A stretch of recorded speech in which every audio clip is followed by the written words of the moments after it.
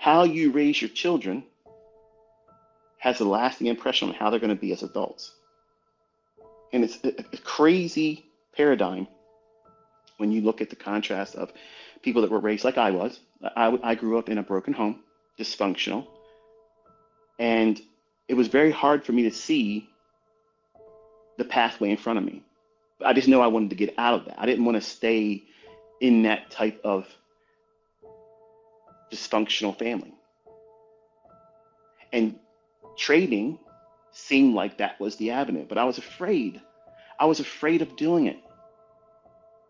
And I needed to be encouraged because I felt like, if I'm telling myself every day at that time that no one's going to believe I'm going to be able to do this, if I'm saying that, and you probably have done this yourself, think about it. Maybe that's where you're at right now. You're thinking, nobody believes in me. Nobody believes I'm going to do this or be successful. And you know what? When you say that to yourself, just like when I said it to myself, that's a true statement. You weren't expecting me to say that, were you? It's actually a true statement. Because if you're saying nobody believes I'm going to do it, you're stating emphatically that you don't believe it either. Because nobody includes you. Think about it. Your subconscious is speaking, and your subconscious is always, always the truth. That's the part that you guard all the time. That's the part, young man, when you try to meet that young lady and have special time with her. I'm not talking between the sheets. You're trying to impress her and woo her and think, wow, this guy's a really nice guy. I want to be with him. You put on your best clothes, your best cologne. You get your hair done up nice. You make the greatest impression. And you don't want to do anything rude. You don't want to be in any way off-putting to her. Well, you gotta guard all these things, these insecurities that you have. And when you speak those things like, nobody believes I'm going to do this, you need to stop that. Because I held on to that for a long time. I was living nighttime every single day. And you know what happens at nighttime. You dream, you have nightmares, and you have good dreams. And if you're like me, who studied it a lot when I was younger, you could have a lucid dream. A lucid dream is where you actually wake up in your dream and you realize that you're not awake in the physical, and you can do things in your dream that's neat. And one of my favorite things is flying.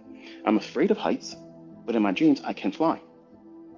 And there's lots of really good books on lucid dreaming if you want to look at it. I'm not going to try to teach lucid dreaming because I'm not capable of doing it. It's not something you can say, here it is, here's an optimal trade entry, here's a fair value gap. It's not like that. But it's something I journaled for a long time. And all the things that I used to journal prior to that moment when Shannon said what she said, and that evening, that day sowed it in the annals of the future that I was going to be who I am today. Now, one could say, well, you didn't have a good relationship, you broke up. Yeah, I made a bad choice.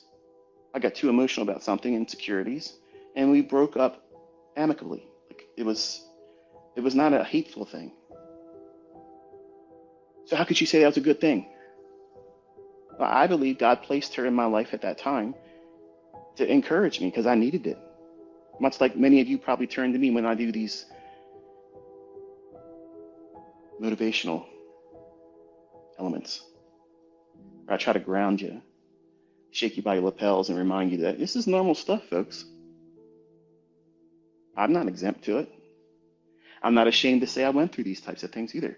I'm actually very thankful because recognizing those nightmares that I held on to, I chose to keep putting on that garment of sorrow, that garment of fear. What if I try really, really hard and I fail? That's what I was afraid of before I even told her. Knowing that, I still laid it in her hands and she could have destroyed me. She could have laughed in my face and said, what What a crazy idea. You're going to be working like everybody else. And I was expecting that to happen because that's exactly what my family said. That's exactly what my friends said. And we like to think that, our family members, I mean, if I tell them what I'm going to do, they're going to encourage me like, yeah, heck yeah, that's the thing. That's it. That's the thing. I can see you doing it. Man, if you do well, could you help me too? That's what you want to hear, isn't it? That's exactly what you want to hear. But you don't ever hear that, do you? You're going to do what? You're going to do what? Hey, Phyllis, listen to this. Come over here. Tell her what you just said. You're going to do what? You're going to push some buttons and money's going to end up in your bank account. What did you just say to me? Come on. Come on. That's what happens, isn't it? And if you have not shared what you want to do yet with your family members, don't be surprised. That's what they do to you. It's normal. That's normal. It doesn't feel normal when it happens. It feels personal. It feels like they're kicking dirt in your face. That's exactly what it felt like for me. At a time when I was already beaten up, tore up from the floor up, no direction in life.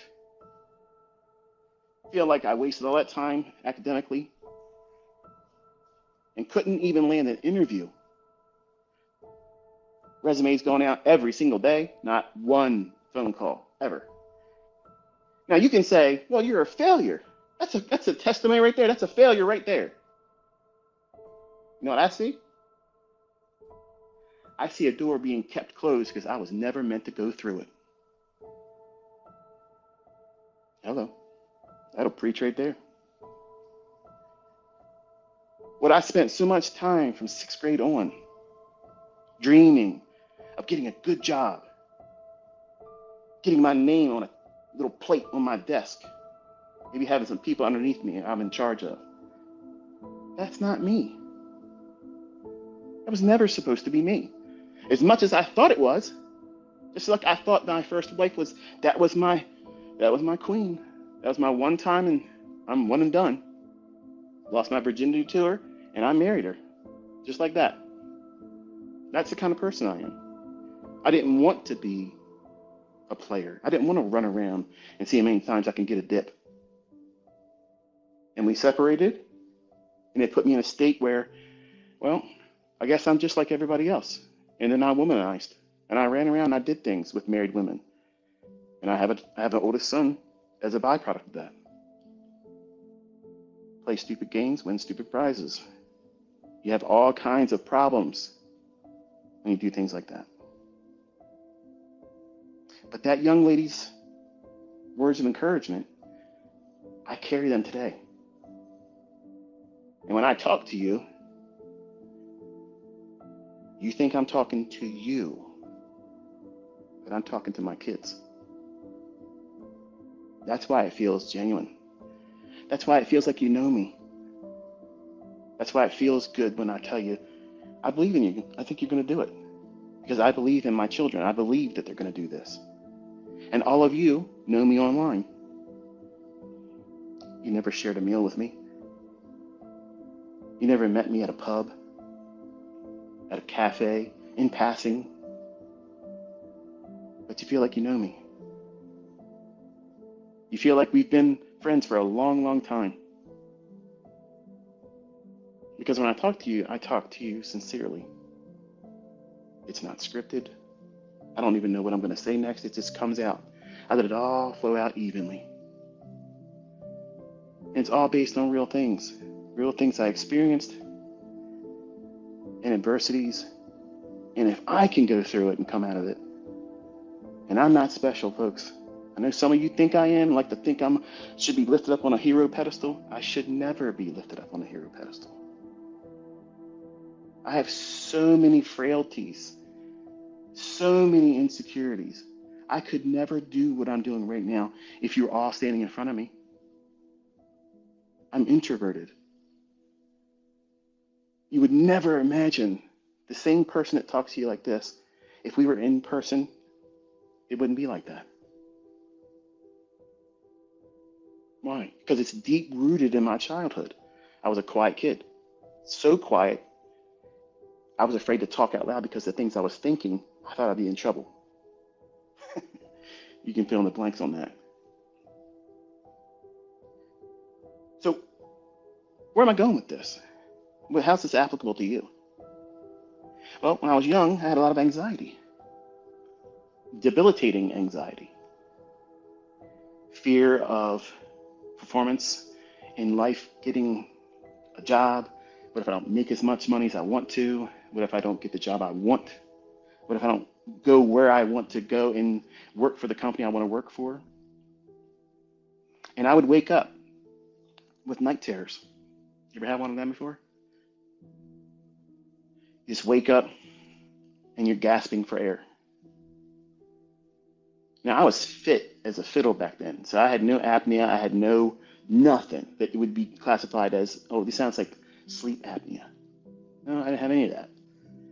I had crippling anxiety because my mind is supercharged. If you give me an idea and ask me to make this happen, or I have an idea that comes to me now, I can run with that and turn it into a success story. Back then, everything was a nightmare unfolding. Everything was an impossibility. And I made sure of it because I constantly dwelled on, this is probably going to end poorly. I shouldn't even bother doing this. Many times I would have ideas I would write down in my journal. This is what I think I should be trying to do today. And then what would I do? Run the other direction all day long. Never work towards it. Never try to do anything working towards that idea becoming fruitful or coming to pass. That's not procrastination.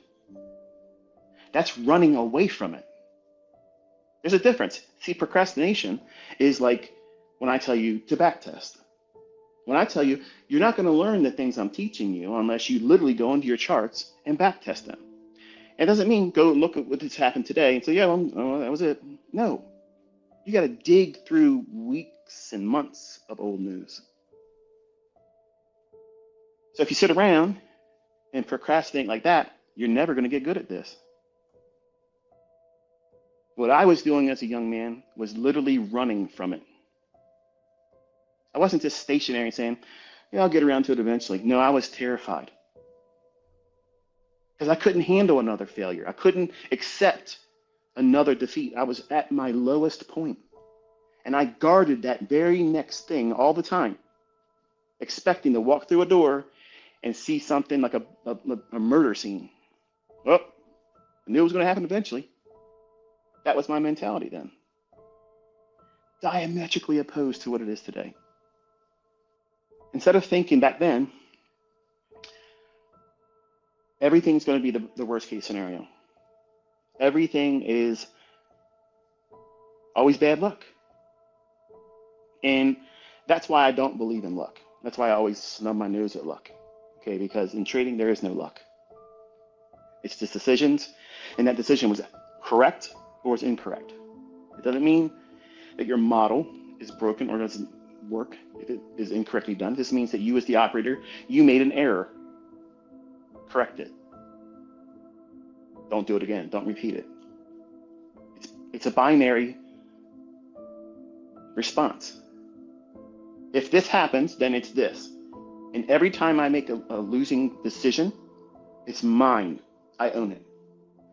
Now back then, if something bad happened to me, well, this is the person that probably caused this to happen to me. See, when you live a self-defeating lifestyle and you live in fear and toxic what if thinking, what if I don't succeed? What if I try really, really hard? What if I try so hard and I pour so much time and effort into this? Maybe even some money even then. What happens if I fail? How embarrassing would that be? How demoralizing would it be if I work so hard and I fail? That's exactly what I fed myself every single day.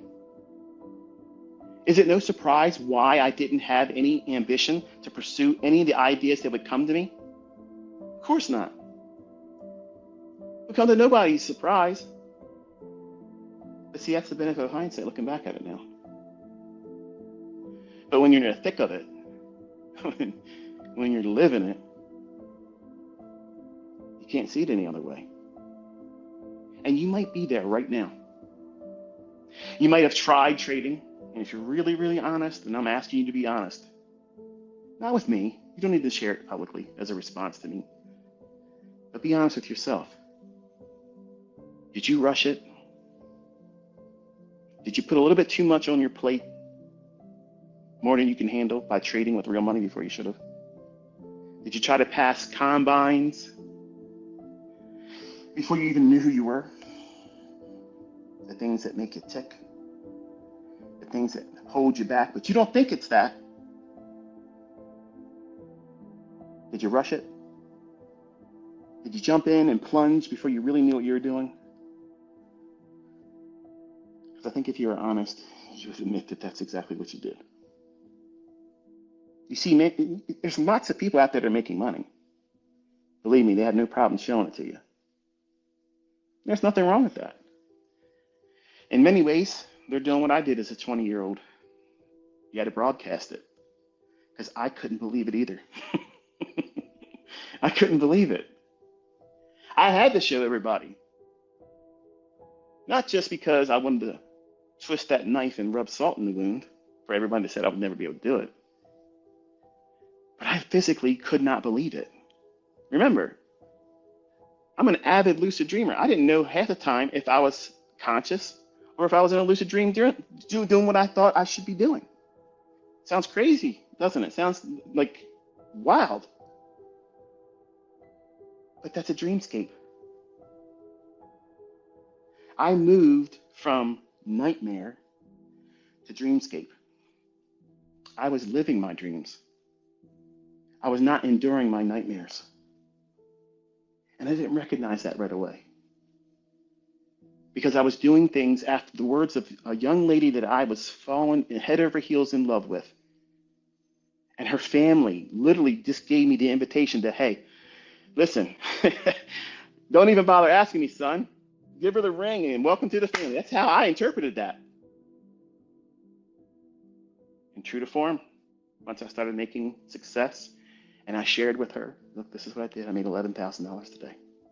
Wow.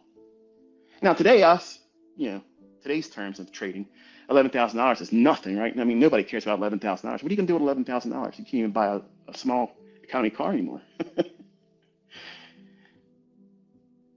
But back in 1993, walking out of the movie theater, holding her hand, we just walked out and saw the movie The Crow, Brandon Lee. Dark movie. I liked it. It was awesome. She didn't care for the movie too much. And I said, this is the greatest day of my life right now. Up to this moment, this is the greatest day. I just got to share time with you. Watched Brandon Lee just go crazy in a movie he died in. It was epic. It was awesome. The soundtrack was awesome. And I made $11,000. And she was like, what? No way. Are you crazy that you made that just today? I was like, well, it took 3 days to get to it, but I did. Yeah, here it is. I told you. Now, here it is, gentlemen. This is exactly what we're listening for.